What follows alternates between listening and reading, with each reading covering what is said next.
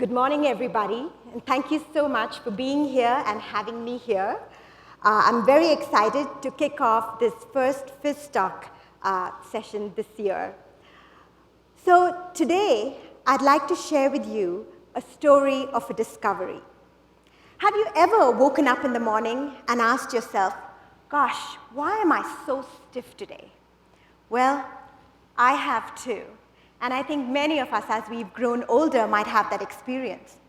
But about 5 years ago, it was really bad. I had slipped on the ice and fallen in New York City. And the next morning, I was so stiff that I could barely move. So I should have called my physiatrist, but I actually did what I had never done before until that time. I called a massage therapist and went for a massage. Now, perhaps many of you have done that, but this experience was unusual for me, and I actually experienced a great deal of relief. But what really stayed with me was why? Why did I experience relief? What was happening? What was really changing in my muscles? Now, you see, this was not just curiosity. I'm a physiatrist at Rusk Rehabilitation in New York City, and I'm also a researcher. I study recovery after stroke. And I have a clinic full of patients who complain of stiffness. They can't move, they feel stuck, and I feel like I have very few options because by the time they come to me, they've actually exhausted most other options. They come to me because they say, oh, well, you're a researcher. Do you have anything new and different to offer? So my experience with muscle stiffness was really, to me, a clue to perhaps finding a way to treat the muscle stiffness in my patients. So I began collaborating with Dr. Antonio Stecco, who's an expert in fascia. And we began to try to understand exactly how the muscles move and what might be happening. So let me share with you a little bit about what we learned. So we know a lot about muscles. Now, this is just a rendering of muscle fibers. And when we move, the muscle fibers slide against one another to transmit forces. Now, notice that little blue line over there? That's a little layer of lubricant that helps the muscles slide against one another. This lubricant is made up of a sugar molecule.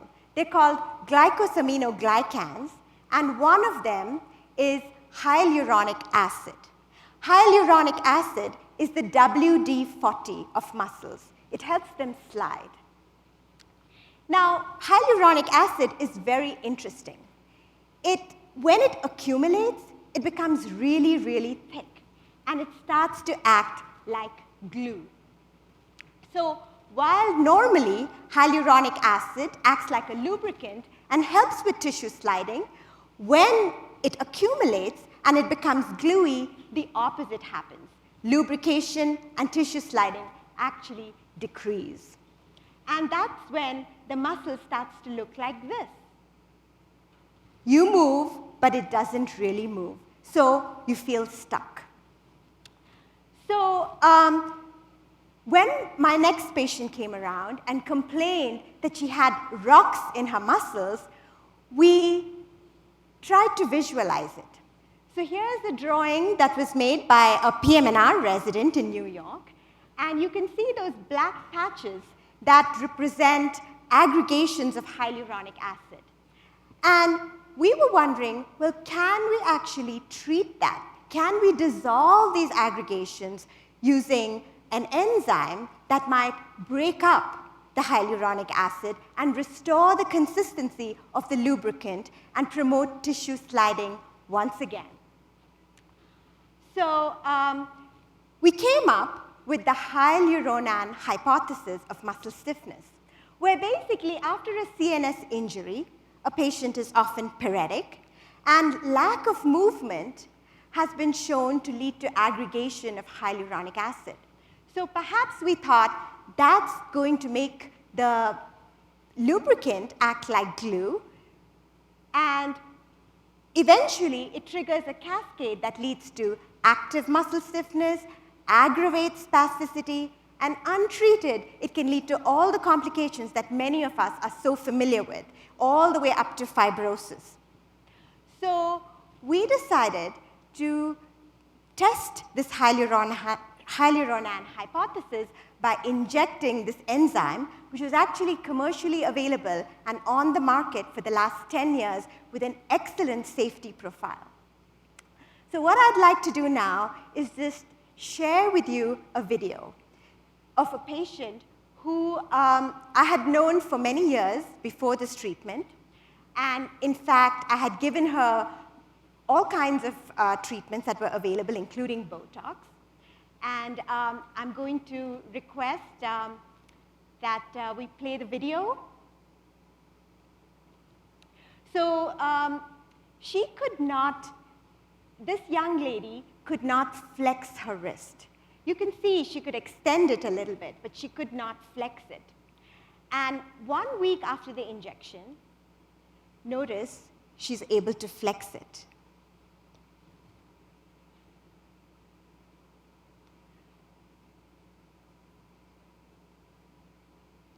Two months after the injection, she has movement that she's never had before for the very first time.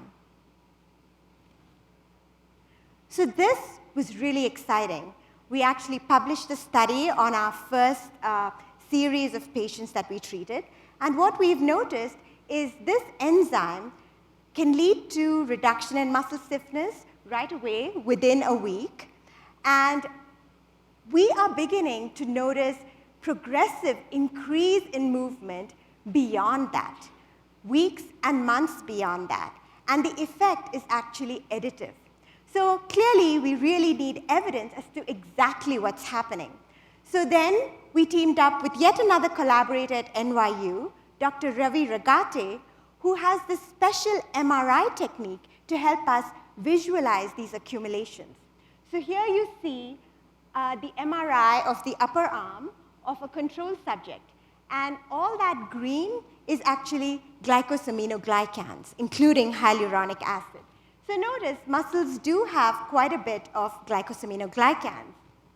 But down below is the MRI of a patient who has muscle stiffness. Notice the shape of the muscle, see how triangular it is, and notice all that red. That red suggests that there's almost double the amount of hyaluronic acid, and it's making the muscles stick together, just as we thought, right? And so the whole muscle shape has changed. Once we gave the injection, now we gave the injection primarily in the biceps because that's what we are used to treating. Notice that it became green again. The red is washed out. We didn't treat the triceps as much, and notice the red is still there, right? So this is really exciting, and we have now the opportunity to run a study. It's an NIH-funded study to really test this in great detail, to really understand what's happening, what causes muscle stiffness, and how can we treat it. So what I'd like to do is leave you with 3 messages from this story. Number 1 is that our experiences are valuable. Every experience could have a seed for a new discovery. So we really need to pay attention to our experiences. Number 2, we tend to think of the neurological system and the musculoskeletal system as 2 different entities. But really what we are learning is that it is a continuous thing. We don't fully understand the interaction at a fundamental level between our musculoskeletal system and our nervous system. What we are doing here is we are not changing the nervous system in these patients with stroke. What we are doing is just changing the musculoskeletal system. We're changing the flexibility and the movement in the muscles per se. But what we are noticing is that there is a difference in movement that's actually leading to recovery beyond what these patients had in the first place. How is that happening? We don't know. The third point is we really have to get out of our comfort zones to help our patients. But we've got to follow the evidence. We've got to collaborate with the right people to really find the answers. Is this going to be a viable solution down the road? We don't know. But unless we step out of our comfort zones and seek out the answers, we won't know. Thank you very much.